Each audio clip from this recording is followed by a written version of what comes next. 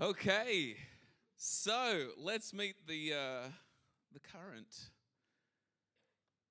leader of Christian Surfers, Cronulla, Sarina. Hi.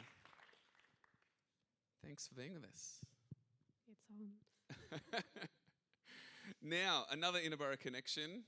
You are a teacher here. Yeah, so my students just sit up there every Friday. Oh, not currently. Okay. No, thankfully.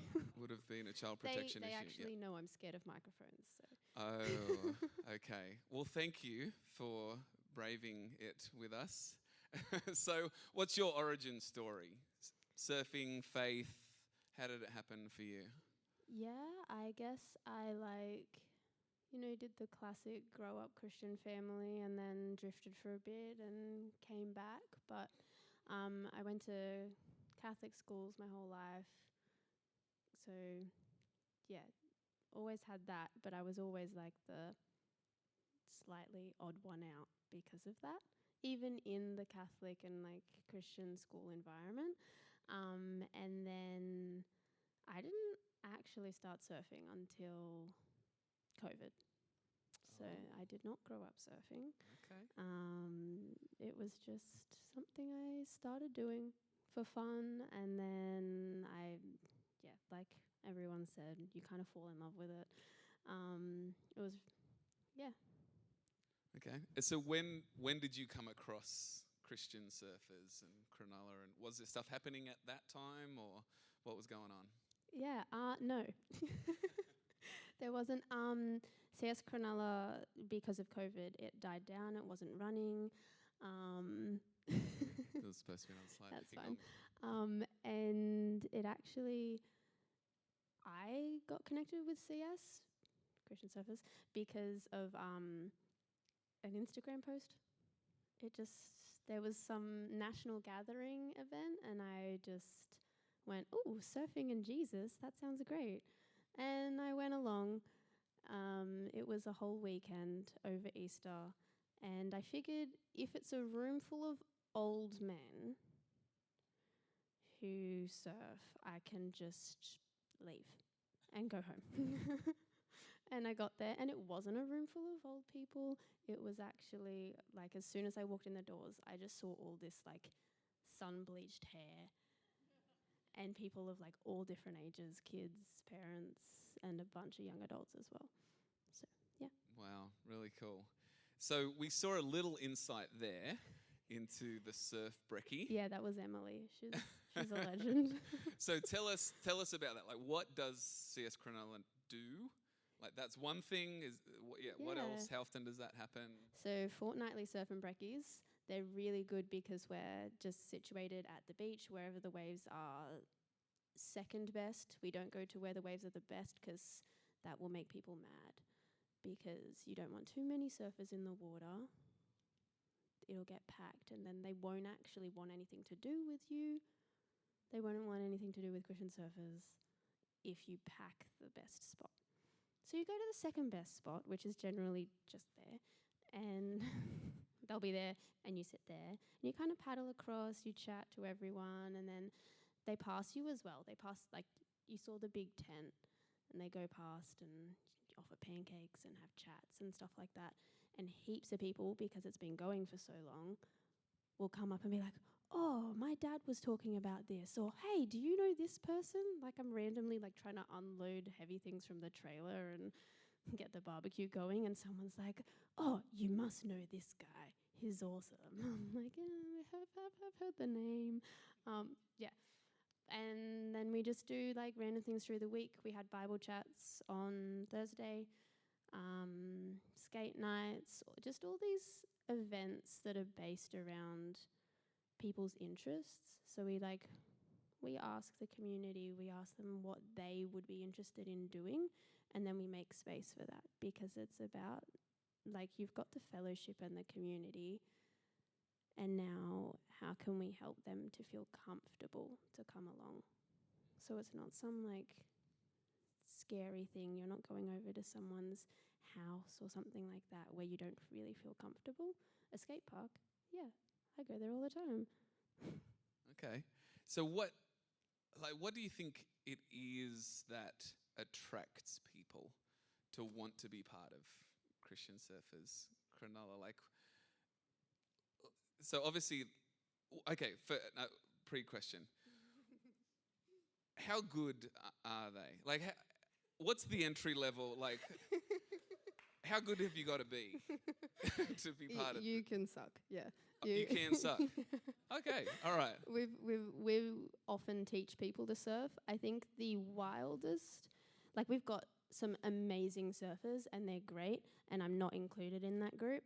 But I have also had someone come along and we didn't know this until they reached the water's edge and were carrying a surfboard that they hadn't swum in open water before. Oh, no.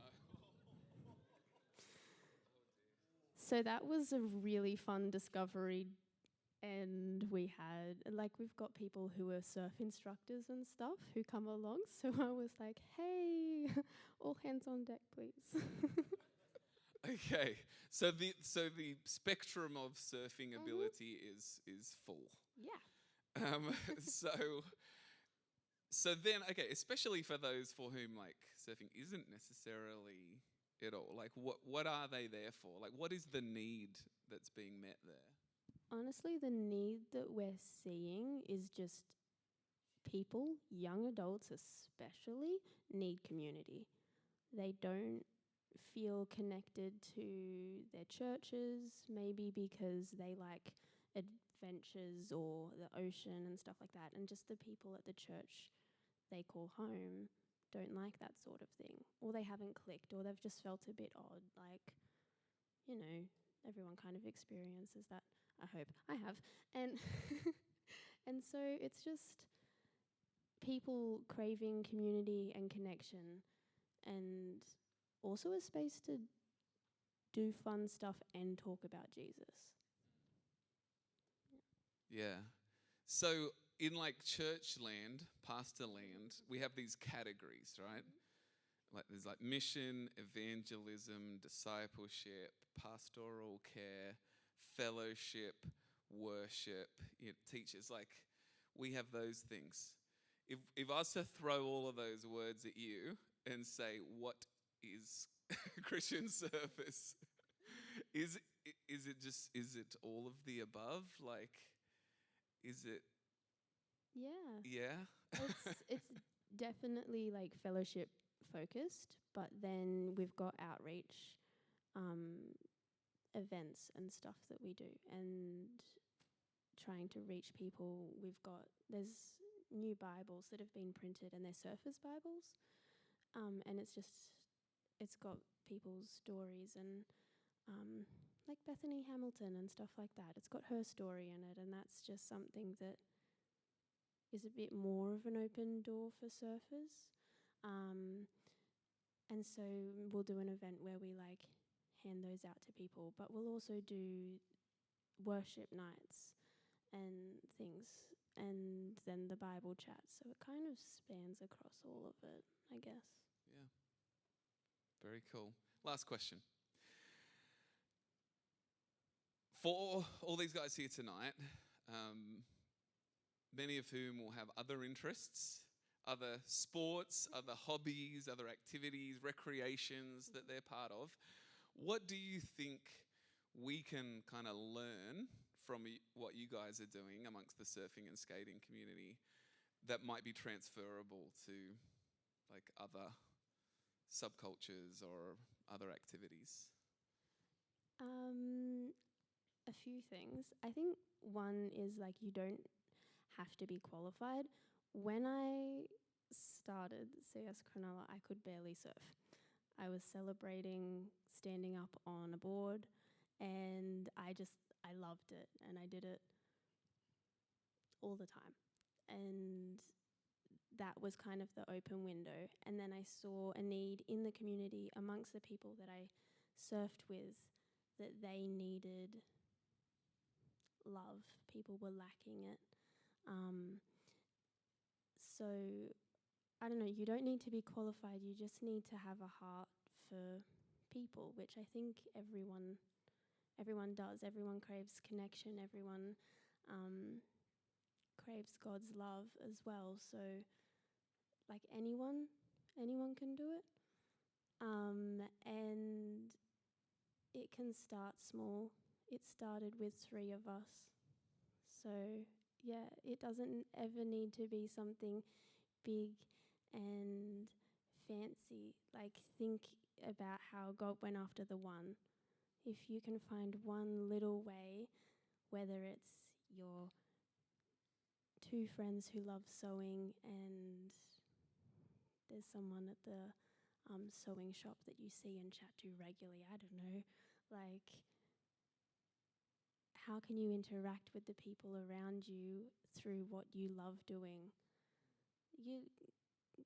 God's given you gifts and things that you love, so just use that as a window. I don't know.